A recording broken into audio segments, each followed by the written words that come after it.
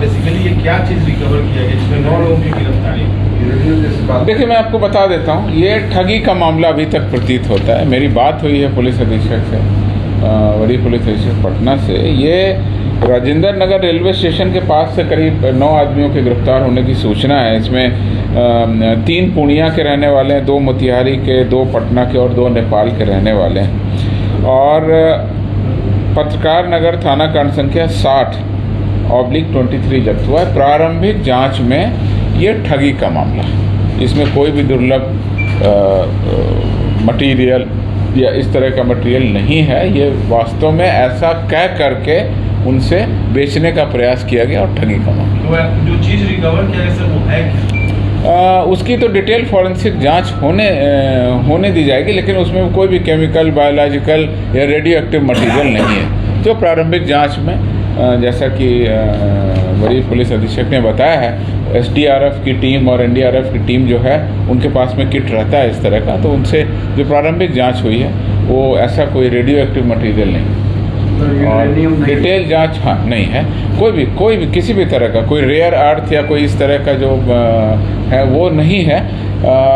है क्या वास्तव में, वो क्या केमिकल कंपोजिशन है, वो फॉरेंसिक लेबोरेटरी में क्लियर हो जाएगा। ठगी का मामला, अभी तक की जांच से ठगी का मामला प्रकाश में आया। देखिए, आपने ठीक कहा, उस पर हम लोग अवेयर हैं, जिलों के SPs भी अवेयर हैं। आंकड़ा अभी मेरे पास में नहीं है, मैं आपकी बात नोट कर लेता हूं। आपका प्रश्न अच्छा है, मैं इसका आंकड़ा नोट करके कि फर्जी सिम पर अधिकतर मामलों में ये देखा गया है कि जो साइबर अपराध हो रहा है उसमें आइडेंटिटी थेफ्ट कर दी जाती है।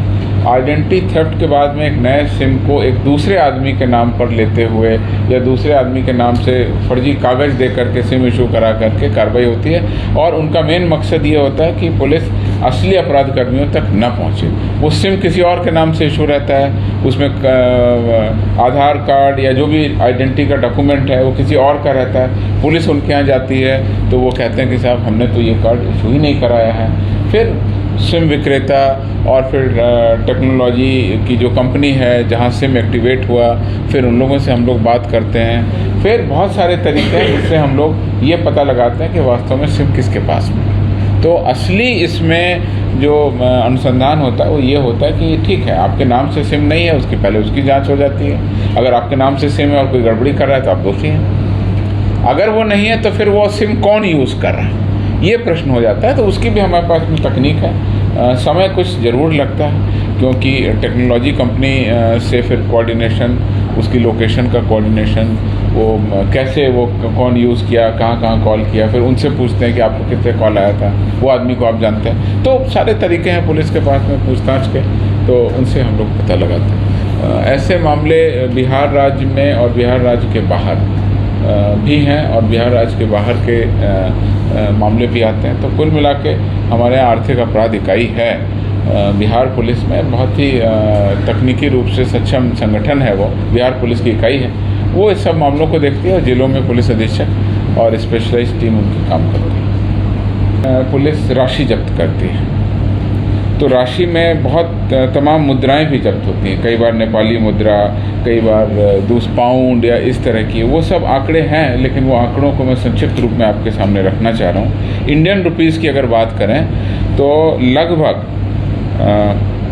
9 करोड़ 51 लाख रुपए 2020 में, 2021 में 9 करोड़ 7 लाख रुपए और 2022 में 11 करोड़ 71 लाख रुपए लगभग बरामद किए गए। उसके अलावा अन्य जैसे कोरियन मुद्रा, pound, US dollar, riyal, Egyptian pound, ruble, lira, ये अन्य करेंसी जो विदेशी कभी कभी पकड़े जाते हैं उनके पास जो बरामद होती है, इसके कारण वो संख्या भी हमारे फिगर में है, तो आपको डिटेल में बता देंगे।